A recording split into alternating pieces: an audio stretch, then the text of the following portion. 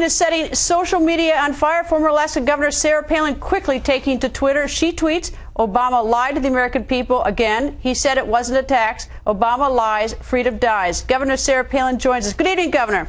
How are you, Greta? Very well, Governor. That's about 140 characters or less as to how you feel about this decision today. Now tell me, given more chance to amplify it, your view of what happened today. You know, I received a lot of messages about this one today, and a lot of the emails and texts use the word treachery in the messages. And I tend to agree with that term used to describe what happened today. But, you know, we got to be optimistic about it. Basically, what Chief Justice Roberts did for us, for the American people, was put this issue, Obamacare and the individual mandate, back in the hands of the people via our representatives. So now, back in Congress's hands, Congress has opportunity to act on this tax, as this has been deemed a tax, as opposed to Obama's insistence that it wasn't a tax. And after the July recess, I expect Congress to come in and rescind this tax. They have the power to adopt and enact a tax. They also have the power to rescind it. I want to see that done in July. All right, you know, President Obama has said this is not a tax. It was Chief Justice Roberts in the majority that has deemed it a tax, which is, of course, their privilege. They are the Supreme Court. I'm curious, is this a tax or not?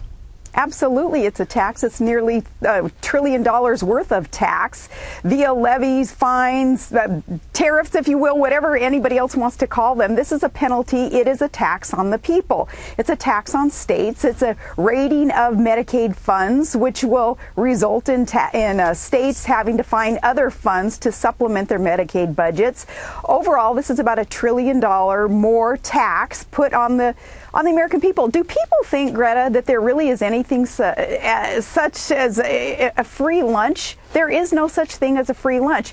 And the 50% of Americans who are paying their taxes today are going to get hit with even more tax to pay for now this mandate of Obamacare. The other 50% who are thinking that perhaps they're going to get a free ride and get some free health care, they're not. They're going to have less availability of health care. They'll have fewer choices. They'll have less efficient, more bureaucratic health care. And it will be rationed. To say otherwise really truly defies economic and common sense to say that health care with more enrollees in the program will not have to be rationed. So people who are thinking that this is going to be a free ride for them, the 50% of Americans who aren't paying taxes today, they got another thing coming. So what do you expect that's going to happen from here on through the election into next year? And let me give you two hypotheticals. One is Governor Romney wins president, and the other is that President Obama is reelected. Well, if Governor Romney is elected president, and let's hope that the GOP does take over the White House and can secure the Senate and holds on to the House, then obviously first on the list of priorities must be repealing and replacing Obamacare with something that makes more sense. You know, get rid of the tort reform problems that we have. Get rid of the anti-competitive problems that we have that are prohibiting people from being out shopping for good health care coverage and prices. All the problems that we've talked about that there are common sense, truly sound economic solutions for. Well, the Republicans then and common sense constitutional Democrats will be able to enact. And that's if Republicans take over the White House and Senate. Now, if Obama is reelected, well, we will be a fundamentally transformed country, as Obama promised us when he was a candidate, that he was hell-bent on doing to us. We're heading down that road now. This Obamacare mandate, this decision that was made today, heck, Obama even proposing it and ramming it through and down our throats through Pelosi and Reid's embracing of it, that's a harbinger of things to come. So if Obama is reelected, well, America, you will no longer recognize the country that today you truly love and can enjoy all of its freedom and prosperity and security if Obama is reelected, because this Obamacare is a harbinger of things yet to come.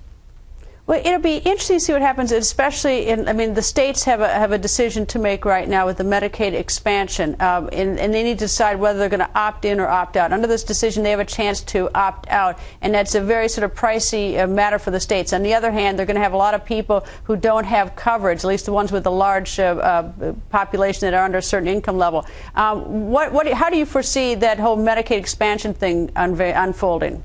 Many states are not going to be able to afford expansion of Medicaid and these exchanges that are going to try to be forced down states' throats through Obamacare. I would like to see governors be tough and opt out of this and exert our 10th Amendment rights and tell President Obama, who does not understand the Constitution, he even being a constitutional lecturer and supposed scholar in our Constitution, not understanding, probably never reading, nor absorbing the 10th Amendment to understand that states have rights. We are sovereign states that can make up our own minds about our budgets and how to prioritize the dollars that we have and the dollars that are shared by the federal government to the states. I'd like to see constitutionally conservative governors opt out of what Obama is going to try to do to the people of America through mandates on top of what the states already have to provide. Governor, thank you. Nice to see you. Thank you so much, Greta.